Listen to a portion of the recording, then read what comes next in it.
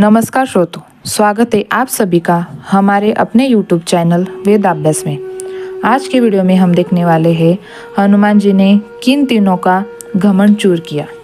तो कथा को शुरुआत करते हैं। संसार में किसी का कुछ नहीं, खामखा अपना समझकर मूर्खता है, क्योंकि अपना होता हुए भी कुछ भी अपना नहीं होता।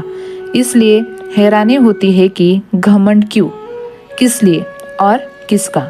कुछ रुपए दान करने वाला यदि यह कहे कि उसने ऐसा किया तो उससे बड़ा मूर्ख कोई नहीं है। और ऐसे भी है जो हर महीने लाखों का दान करते हैं, लेकिन उसका जिक्र तक नहीं करते, न करने देते हैं। वास्तव में ज़रूरतमंद और पीड़ित की सहायता ही दान होता है और वो पुण्य भी कहलाता है। ऐसे व्यक्ति पर सरस्वती की सदा कृपा होती है। पर क्या किया जाए, देवता तक को अभिमान हो जाता है और उनके अभिमान को दूर करने के लिए परमात्मा को ही कोई उपाय करना पड़ता है।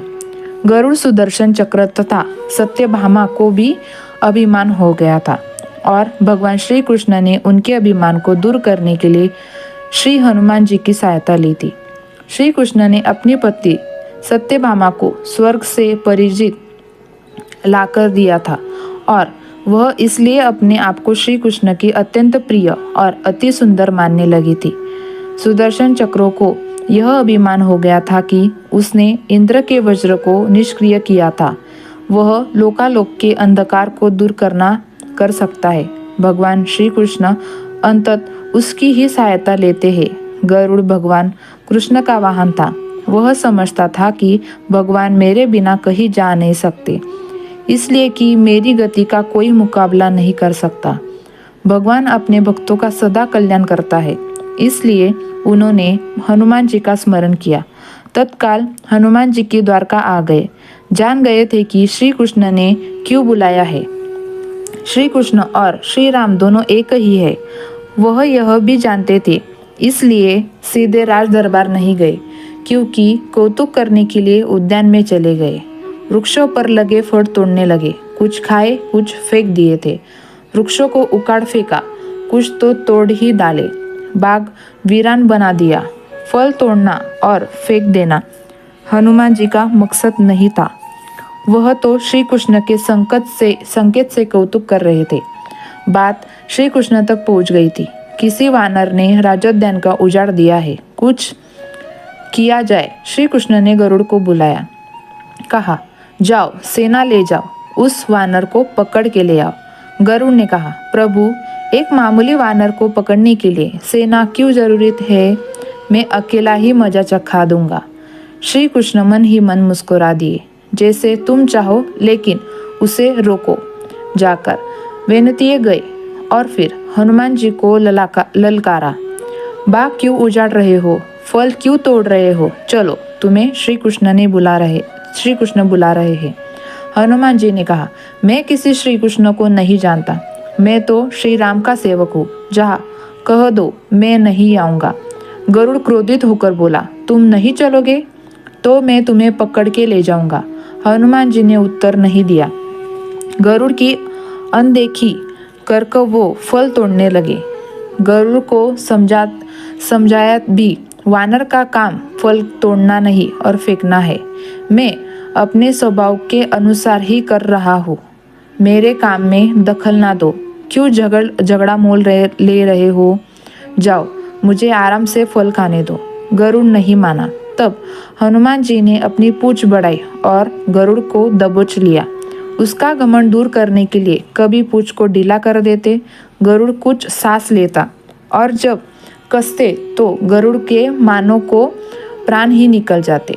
हनुमान जी ने सोचा, भगवान का वाहन है, प्रहार भी नहीं कर सकता, लेकिन इसे सबक तो सिखाना ही है। पूछ तो एक झटका दिया और गरुड़ को दूर समुद्र में फेंक दिया। बड़ी मुश्किल से वह गरुड़ दरबार में पहुंचा। भगवान को बताया, वह कोई साधारण वानर नहीं है, मैं उसे पकड़ नहीं पाया। भगवान मुस्कुरा दिए और सोचे, गरुड़ का घमंड तो दूर हो गया, लेकिन अभी इसके वेग के घमंड को चूर करना है। श्री कृष्ण ने कहा, गरुड़, हनुमान श्री राम जी का भक्त है, इसलिए नहीं आया। यदि तुम कहते हो कि श्री राम ने बुलाया है तो फौरन भागे चले आओ। हनुमान अब मलय पर्वत पर चले गए हैं। तुम तेजी से जाओ और उससे कहना श्री राम ने उन्हें बुलाया है। तुम तेज उड़ सकते हो, तुम्हारी गति बहुत है, उसे साथ ही ले आओ। गरुड़ वेग से उड़े, मलय पर्वत पर पहुंचे। हनुमान जी से क्षमा मांगी, कहा भी श्री राम आपको याद किए हैं, अभी आओ मेरे साथ, मैं तुम्हें अपनी पीठ पर बिठाकर मिनटों में द्वारिका ले जाऊंगा। तुम खुद चलोगे तो देर हो जाएगी, मेरी गति बहुत तेज है, तुम मुकाबला नहीं कर सकते हो।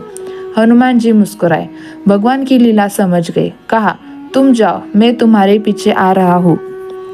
तभी द्वारका ने श्री कृष्ण राम रूप धारण कर सत्यभामा को सीता बना और सिंहासन पर बैठ गए। सुदर्शन चक्र को आदेश दिया, द्वार पर रहना, कोई बिना आज्ञा अंदर न आ पाए। श्री कृष्ण समझ गए थे कि श्री राम का संदेश सुनकर तो हनुमान जी एक पल भी रुक नहीं सकते, अभी आते होंगे। गरुड़ को तो हनुमान जी ने विदा कर दिया और स्वयं उससे भी तीव्र गति से उड़कर गरुड़ से पहले द्वारका पहुंच गए। दरबार से द्वार पर सुदर्शन ने उन्हें रोक कर लिया था। बिना आज्ञा अंदर जाने की मनाही है। जब श्री राम बुला रहे हो तो हनुमान जी विलंब नहीं सहन कर सकते। सुदर्शन को पकड़कर मुंह में दबा दिया और अंदर गए। सिंहासन पर श्री राम और सीता जी बैठे थे। हनुमान जी समझ गए, श्री राम को प्रणाम किया और कहा, प्रभु आने में देर तो नहीं हुई। साथ ही कहा, प्रभु माँ कहाँ है? आपके पास आज यहाँ कौन दासी बेटी है? सत्यभामा ने सुना तो लज्जित हुई, क्योंकि वह समझती थी कि कृष्ण द्वारा पराजित लाकर दिए जाने वह सबसे सुंदर स्त्री बन गई है। सत्यभामा का घमंड चूर हो गया। उसी समय गरुड़ तेज गति से उड़ने के कारण हाफते हुए दरबार में पहुंचा। सांस फूल रही थी, थके हुए लग रहे थे और हनुमान जी को दरबार में देखकर वह चकित हो गए। मेरी गति से भी तेज गति से हनुमान जी दरबार में पहुंचे। लज्जा से पानी पानी हो गए। गरुड़ की बल का और तेज की गति का उड़ने लगे। घमंड चूर हो गया। श्री राम ने पूछा, हनुमान तुम अंदर कैसे आ गए?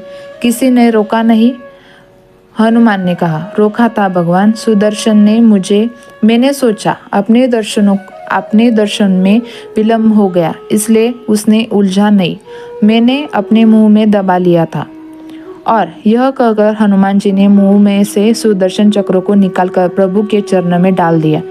तीनों के घमंड को चूर हो गए। श्री कृष्ण ही चाहते थे। श्री कृष्ण ने हनुमान जी को गले लगाया, हृदय से हृदय की बात हुई और उन्हें विदा कर दिया।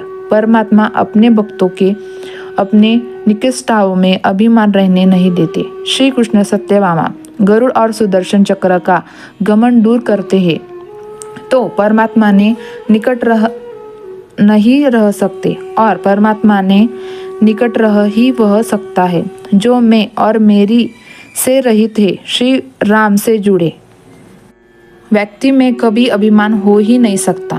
न श्री राम में अभिमान था, न उनके भक्त हनुमान में। न श्री राम ने कहा कि मैंने किया और न हनुमान जी ने कहा मैंने किया है, इसलिए दोनों एक ही हो गए, न अलग थे न अलग रहे। ये थी हमारे आज की वीडियो। अगर आपको ये कथा अच्छी लगे तो प्लीज़ ये वीडियो को लाइक करें और सब्सक्राइब ज़रूर करें, क्योंकि आपका एक लाइक और आपका एक सब्सक्राइब मुझे लगे रहने की ताकत देता है। मिलते हैं अगले वीडियो में, तब तक हर हर महादेव।